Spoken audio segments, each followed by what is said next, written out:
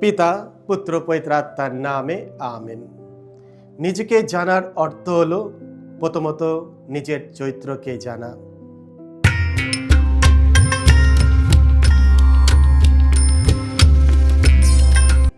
খ্রিস্টতে আমার পরম প্রিয়জনেরা, আজ 2রা জানুয়ারি 2026 মাসের প্রথম শুক্রবার। আর আজকে ডেলি মান্না ঈশ্বরের বাণী প্রতিদিন নেওয়া হয়েছে যোহন রচিত মঙ্গল সমাচার থেকে 1 অধ্যায় 19 থেকে 28 পদ। এসো আমরা ভক্তিভাবে আজকের এই বাণীটি শুনি। জেরুসালেমের ইহুদি ধর্ম নেতারা যখন যোহনের কাছে একদিন কয়েকজন যাজক ও লেবীয়কে পাঠিয়ে জিজ্ঞাসা করলেন, আপনি কে? তখন যোহন এইভাবে সত্যের সপক্ষে সাক্ষী দিয়েছিলেন। তিনি স্বীকার করেছিলেন, সত্যকে অগ্রাহ্য না করে তিনি স্পষ্টই স্বীকার করেছিলেন, না, আমি সেই খ্রিস্ট নয়। তখন তারা জিজ্ঞাসা করলেন, তবে আপনি কে? আপনি কি এলিও? তিনি বললেন, না, আমি এলিও নয়। এবার প্রশ্ন এলো, আপনি কি সেই প্রবক্তা? তিনি উত্তর দিলেন, না। তখন তারা বললেন, তাহলে আপনি কে বলুন, যারা আমাদের পাঠিয়েছেন তাদের তো একটা উত্তর জানাতে হবে। নিজের বিষয়ে আপনি কি বলেন? যোহন তখন উত্তর দিলেন, প্রবক্তা ইসাইয়া যেমন বলেছিলেন, আমি সে একটি কণ্ঠস্বর যা মরুপ্রান্তরে ঘোষণা করে চলেছে, তোমরা সোজা সরল করে তোলো প্রভুর আসার পথ। যাদের পাঠানো হয়েছিল তাদের মধ্যে কয়েকজন ফরিসীও ছিলেন। তারা এই প্রশ্ন করলেন, আপনি যদি খ্রিস্ট না হন এবং এলিও কিংবা সেই প্রবক্তাও না হন, তাহলে লোকদের দীক্ষাস্নাত করেন কেন?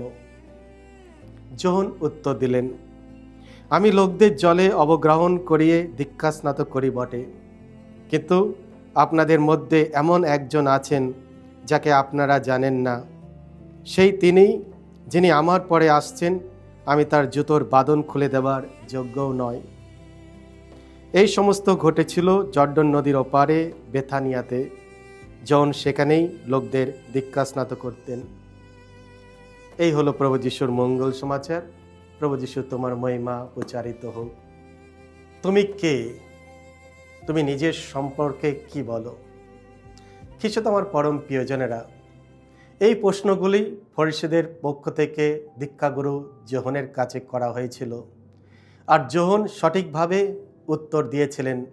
তিনি খ্রিস্টের সাক্ষ্য দিয়ে নিজের পরিচয় স্পষ্ট করেছিলেন। তিনি জানতেন তিনি কে এবং তার এই পৃথিবীতে আসার উদ্দেশ্যটা কি। আমাদেরও যখন কেউ জিজ্ঞাসা করে তুমি কে, তখন সাধারণত আমরা আমাদের নাম বা পেশার কথা বলি। কিন্তু যদি এই প্রশ্নটি আরও গভীরভাবে ভাবি, তবে এটি আমাদের আত্মপরিচয় সম্পর্কে গভীর অনুসন্ধানের আহ্বান জানায়। প্রাচীন গ্রিক দর্শনে একটি বিখ্যাত উক্তি আছে, নিজেকে জানো, নো দাইসেলফ। সক্রেটিসের মতো মহান দার্শনিকেরা এই আত্মজ্ঞানকে জীবনে এক অপরিহার্য অংশ বলে মনে করতেন। আমরা যেন নিজেদের কাছে অপরিচিত না হয়ে পড়ি। নিজেদের পরিচয়, নিজেদের সামাজিক ও ধর্মীয় অবস্থান সম্পর্কে সচেতন হওয়া অত্যন্তই গুরুত্বপূর্ণ। আমরা কেবল অন্যান্যরা আমাদের সম্পর্কে যা ভাবে তাই নয়, আমরা আসলে যা তা কেবল আমরা নিজেরাই গভীরভাবে জানি। নিজেকে জানার অর্থ হলো প্রথমত নিজের চরিত্রকে জানা। কারণ নিজের চরিত্র জানা না থাকলে আমরা আমাদের সীমাবদ্ধতাও বুঝতে পারি না এবং সেগুলো উন্নত করার চেষ্টাও করতে পারি না। নিজের চরিত্র জানা মানে জীবনের সঠিক সিদ্ধান্ত নিতে শেখা। কিছু আমার পরম প্রিয়জনেরা, নিজের অন্তরের অনুভূতি, আকাঙ্ক্ষা, বিশ্বাস ও উদ্দেশ্যগুলিকে চিনতে পারলে আমরা সত্যিকার অর্থে ভালোভাবে বাঁচতে পারি এবং আমাদের দায়িত্ব যথাযথভাবে পালন করতে পারি। আত্মজ্ঞান আসে আত্মসমালোচনা ও অন্তর্মুখী চিন্তার মাধ্যমে। যোহন নিজেকে খ্রিস্টের সঙ্গে সম্পর্কের আলোকে নিজেকে চিনেছিলেন। তিনি ছিলেন খ্রিস্টের আগমন পূর্ব বার্তাবাহক। তেমনি আমাদেরও বাপ্তিস্মের মাধ্যমে একটি আধ্যাত্মিক পরিচয় রয়েছে। আমরা সবাই ঈশ্বরের সন্তান। এটাই আমাদের ধর্মীয় পরিচয়, আমাদের যাজকীয় পরিচয়। এই পরিচয় আসে খ্রিস্টের সঙ্গে আমাদের সম্পর্ক থেকে। তাই বাইরে আমরা কেবল সাধারণ মানুষ মাত্র। নিজের প্রকৃত পরিচয় সম্পর্কে সদা সচেতন থাকলে আমরা আমাদের আহ্বানের প্রতি বিশ্বস্ত থাকতে পারি। জীবনের সব সমস্যার শুরু তখনই হয় যখন আমরা ভুলে যাই আমরা কে। আসুন এই 2025 সালে যখন আমরা এই নতুন বছর শুরু করেছি, আমরা আমাদেরকে একটু কাছ থেকে জানার চেষ্টা করি আমি কে এবং কি উদ্দেশ্য নিয়ে ভগবান এই পৃথিবী আমাদের পাঠিয়েছেন। আমরা যতটা নিজেকে জানব, আমাদের নিজের পরিচয় যতটা আমরা জানতে পারবো, আমাদের জীবন, আমাদের চরিত্র ততটা মধুময় হবে, ততটা ভালো হবে।